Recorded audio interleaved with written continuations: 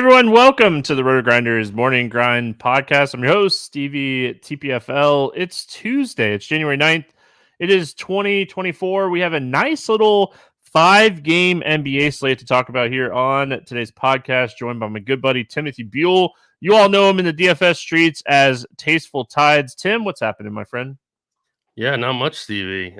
Looking forward to another great show with you. And watching a little college football on my monitor. And I'm rooting for Michigan. I don't know about you, but I'm rooting for blue. Yeah, so I bet on Michigan, so I'm rooting for them. I've watched absolutely no minutes of this football game. I turned it on when I sat down to do the podcast with you. My daughter has volleyball on Monday, so yeah, I haven't watched any of the game. Honestly, I don't care that much. I hope Michigan wins because I bet on them. That's about it. Yep. Yeah, I don't really care that much either, but I am rooting for Michigan. Yeah, longtime listeners of the podcast know that I'm a huge Gator, and honestly, Washington, Michigan just doesn't do it for me. So we're hoping it's a good game for everyone to enjoy because, I mean, that's what the college football championship should be. National championship. So anyway, 5 NBA games. Good NBA night for me on Monday so far. Nice. Crushed the prop streets, which is always great. Didn't build any DFS teams outside of building some pick'em stuff. So pick'em and props went really well. If Middleton, which he just did get over, it's a full 7-0 sweep for me in props tonight. So I'm happy about that. Wow. Great job. Good night. Yeah, good night. So Jalen Williams did his thing. Gafford. Gafford made a sweat for it, but he eventually got there with his 9-9 night at his 17.5. So let's keep it rolling. We've had a good Monday. Let's have a good Tuesday. Hope everyone's having a fantastic Monday night in YouTube chat. Thanks for hanging out with us. If you haven't already, subscribe to the RotoGrinders Morning Grind YouTube page. We appreciate it. Minnesota at Orlando. 218.5 total here. Minnesota a 5-point favorite in this game. On the Minnesota side, Clark is out still. Everybody else is good to go. Magic side, Wendell Carter Jr. is out. Gary Harris is out.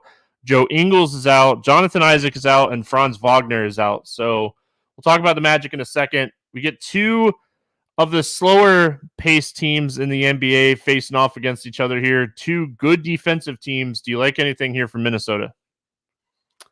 I mean, not anything crazy, but I think Towns is too cheap.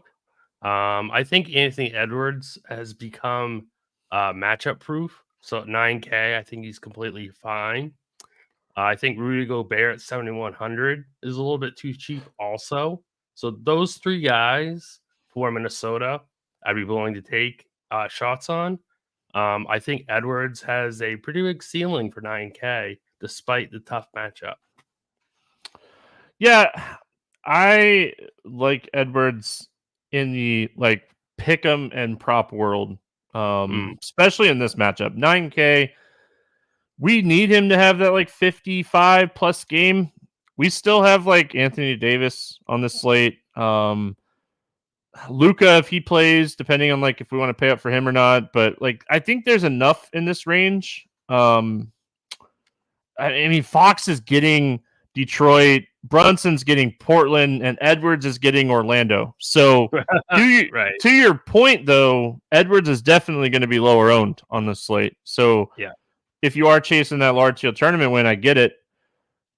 Outside of Edwards, I don't mind the cat call here. I think that if you wanted to take some shots on Karl-Anthony Towns, that's fine. Conley's playing good, but he's not really he's just playing good basketball. He's not playing good DFS basketball. Naz Reid is 5K now. I think for me on Minnesota, potentially taking some shots on Cat or Gobert, and then potentially taking some props on Edwards is how I would look at Minnesota.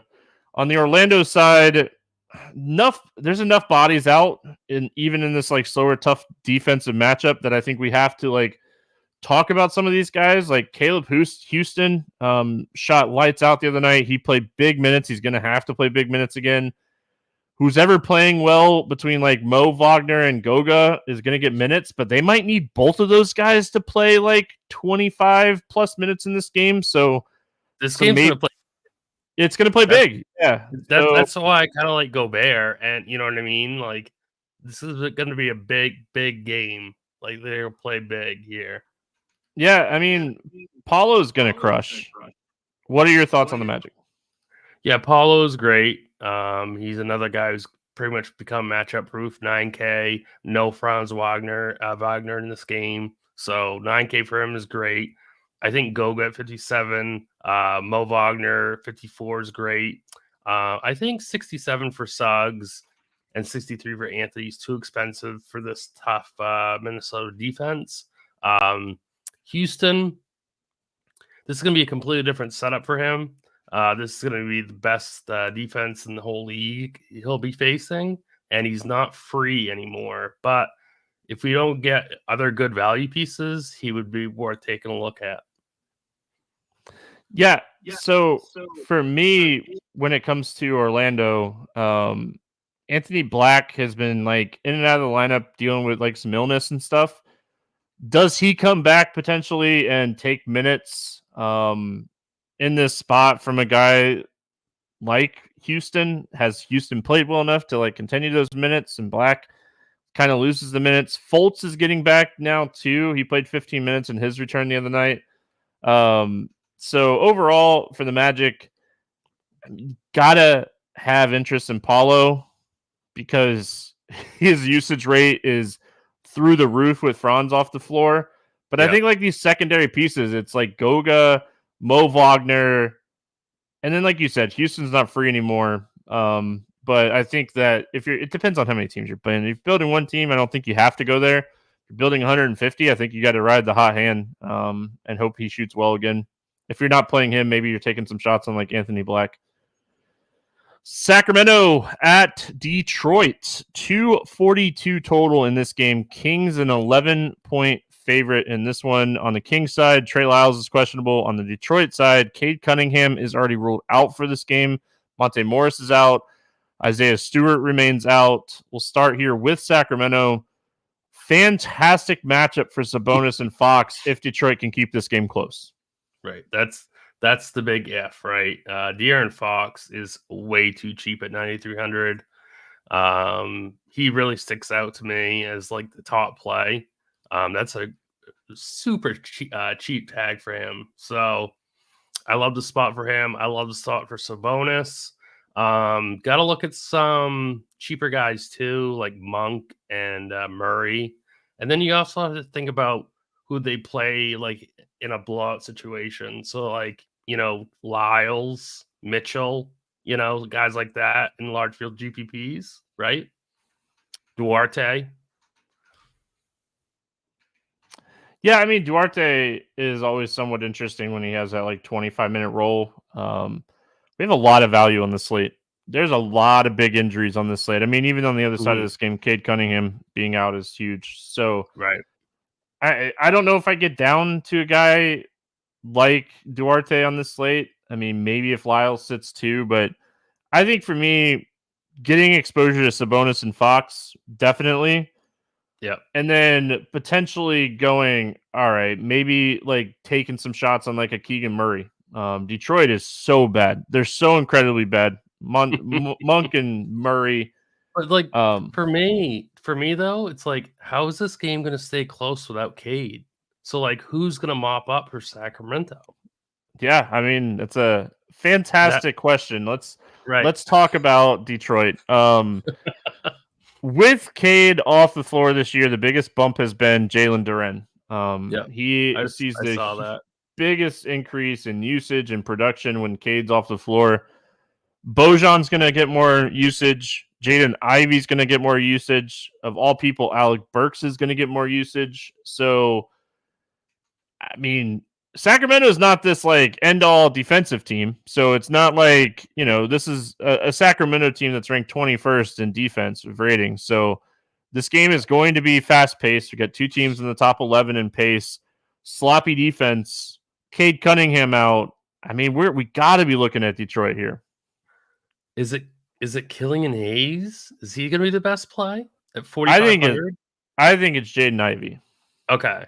All right. So I don't think there's a wrong answer, between Hayes and Ivy because they both see such an increase. I think it's Right. just who's playing better tomorrow night. I just saw the cheaper tag on Hayes, at Right. 4,500, but Ivy at 6,300. Even Bogdanovich is at 67. Don't think I want to waste a center spot on Duren, even though he could easily smash. But I love Sabonis in this matchup. Yeah, I think Sabonis over Fox for me, and then running it back with some of these like wings and guards. Running it back with like a Bojan, running it back with an Ivy, running it back with a Burks or a Hayes. I'm with you on that. I don't think I want to use a center spot on Duren. I'll be lying to you though if I don't look at like his rebound point prop tomorrow though. Very interested in like his. I looked before the podcast and it wasn't up yet, but if he comes in at like that 20 to 22 mark for points and rebounds, I think that's a really good number you should try to take advantage of. We'll see where it's at when it comes out tomorrow morning. Yeah. Anything else we should mention here on Detroit? I don't think like Kevin Knox or these guys are like worth taking shots on. No. Maybe Isaiah Livers minutes wise.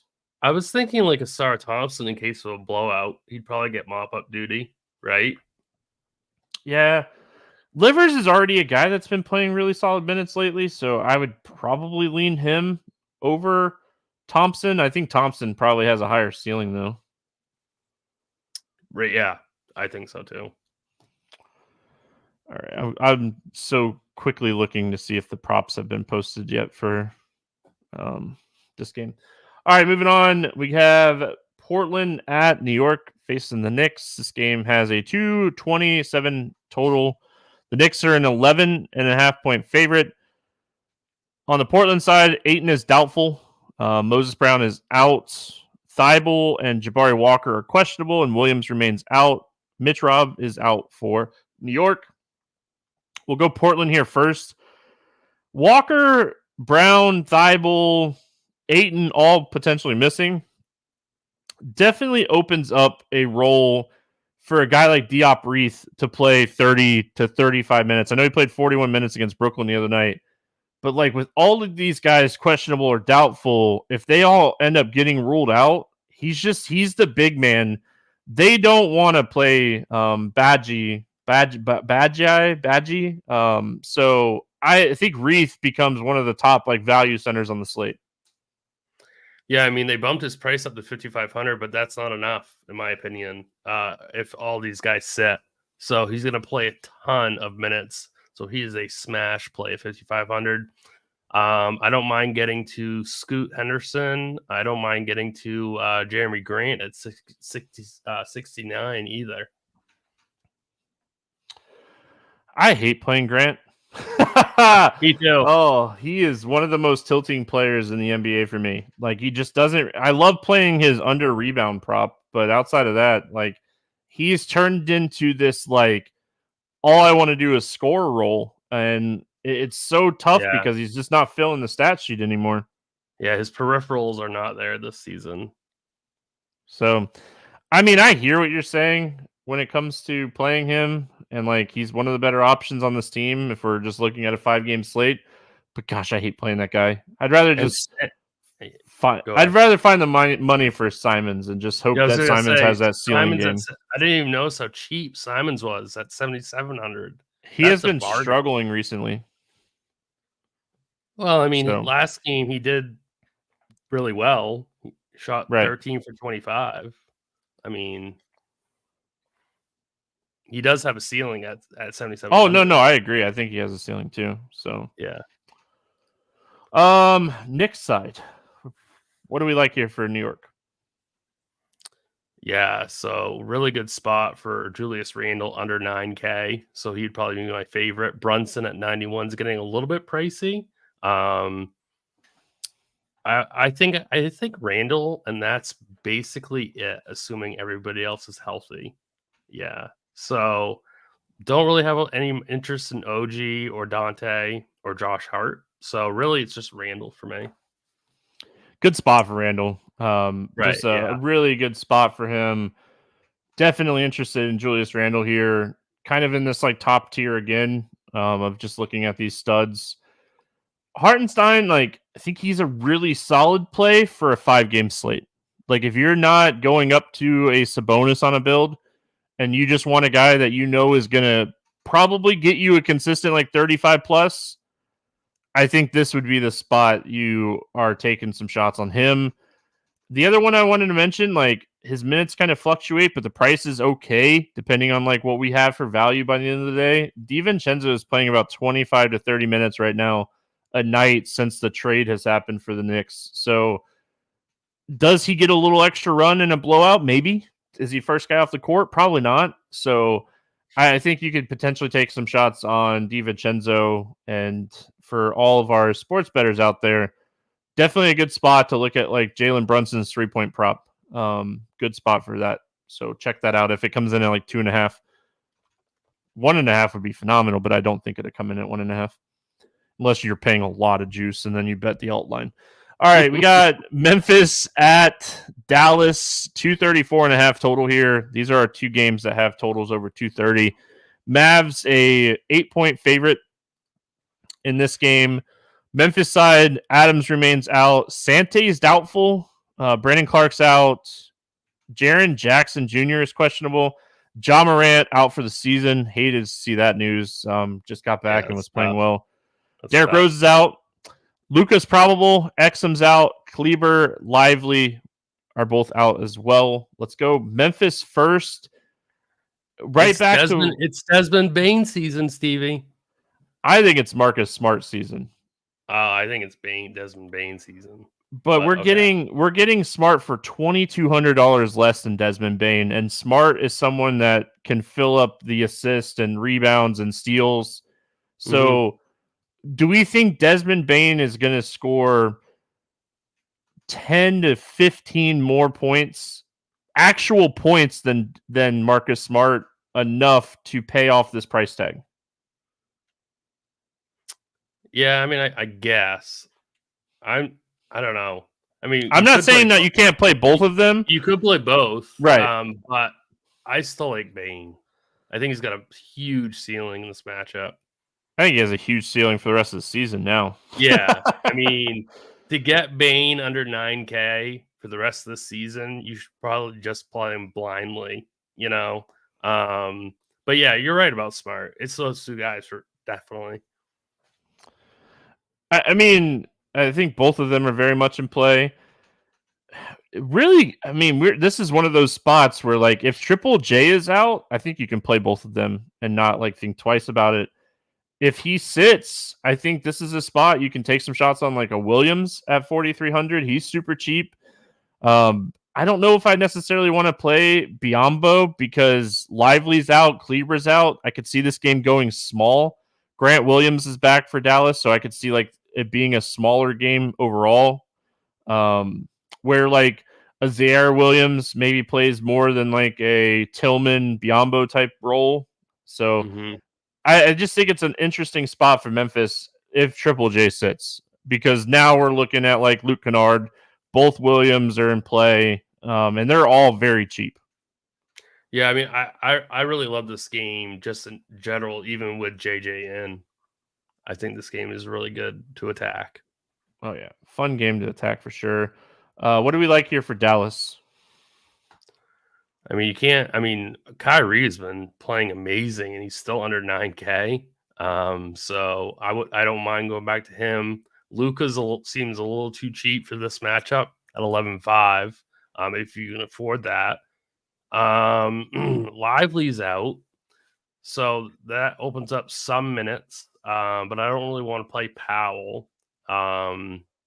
Maybe a Derrick Jones at 51. That might be if a good the game spot goes for him. smaller, I think Derrick Jones Jr. gets 35 minutes. That's what I'm saying too. Right, I agree. These cheaper pieces, I really don't have any other interest in. I don't think Josh Green gets enough usage. No. Minutes wise, Josh Green, Derrick Jones Jr., they're going to play really solid minutes in this game because of Lively being out. But the thing that we got to remember here is like Grant Williams comes back here and plays 20 minutes. That's what he played the other night against Minnesota when he came back. So that's gonna eat in somewhere. I I wish they'd play Prosper more. Why call him up if Mhm. you're not going to give him a little bit more run? But I would love to see him get some more run, but until he gets more run on a consistent basis, I don't think we can recommend taking a ton of shots on him. So I think Kyrie over Luka. I know it sounds weird, but like when you're considering price, Nice. Yeah. ceiling wise, Luka has the highest ceiling on the slate when it's a 5-game slate like this. So I love playing a 2-2. I love playing a 2-2 in this game, like Kyrie, Bane, Smart, Jones, or something like that. It's super easy to do. oh yeah. All right, we finish out this slate with Toronto at LA taking on the Lakers. 232 total in this game. Lakers a 5-point favorite. On the Toronto side, Jakob Poeltl's out. Otto Porter Jr. is doubtful. On the Lakers side, Hachimura is doubtful. LeBron is questionable. Anthony Davis is probable. Get rid of the questionable tags. Love it. Who draws the start for Pirtle? I would assume it's him, or If it's him, I love him. They could use Jonte Porter though too. Yeah. If it's Boucher, I want to play Boucher badly, and he's power forward eligible also. It's so tough to kind of guess. I mean, they're going to need size in this game because of Anthony Davis, right? So I mean, whether it be, Boucher is 4,500. Jonte Porter is 3,100. So I think whoever draws the start is solid. My question that I was thinking about pre-show before we got rolling here, could they just move Siakam and play Siakam at the 5 and start like a Gary Trent or a Dennis Schroeder and play that type of lineup and just, hey, Siakam's going to play AD, RJ Barrett, LeBron, or RJ Barrett, Scotty Barnes, LeBron, Prince type of role. So I think starting lineup with this being like a standalone 10 o'clock game is really interesting, and I don't think we'll get it before 8:30. No chance. But the thing I want to mention is just like how we should take some shots here on Quickly. This is a really good spot for Quickly going up against like Reddish and Reeves type of role. And yeah, we saw him in the last like really close game against Sacramento get 38 minutes. The other night against the Golden State, like I know it was 133-118, but that game wasn't as close as that box score showed. What are your thoughts on Quickly and the rest of the Raptors here? I love the Quickly call. We've seen Barnes' usage drop a little bit, but still 8,700. Huge ceiling at that price tag. If Siakam does play the 5, I absolutely love him at 8K. I think you can take shots on Boucher, even if you don't know if he's starting or not. I think they're going to need his size. Yeah, I don't mind taking shots on Boucher, starting or not. So I'm with you on that. Quickly would be my main target here. And then like if you're gonna roll the dice on like who is starting with like 2-hour gap between like this game and the Mavericks game, and say, hey, I'm gonna take some shots on maybe a guy like RJ Barrett or Schroeder who could potentially play more if this game goes smaller. Right. And then if it doesn't, like you could pivot to doing a little bit like, there's so much you could pivot to, like risk wise. You could play Christian Wood, who's like 44, who's kind of in the same price as Boucher. You're only going to get 15 to 18 minutes out of Christian Wood, but like he is a guy that can average 2 fantasy points per minute if you're behind and heading into that game, and Boucher doesn't start. So, a lot that you could potentially pivot with. Let's talk about the Lakers.